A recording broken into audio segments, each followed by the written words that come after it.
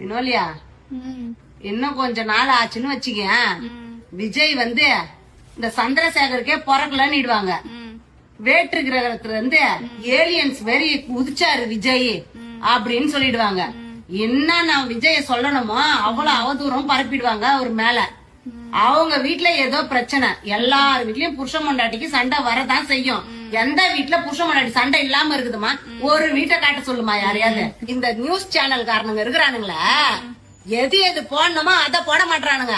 அவன் வீட்டு உள்ள எல்லாரும் சொல்றது தப்பு கிடையாது.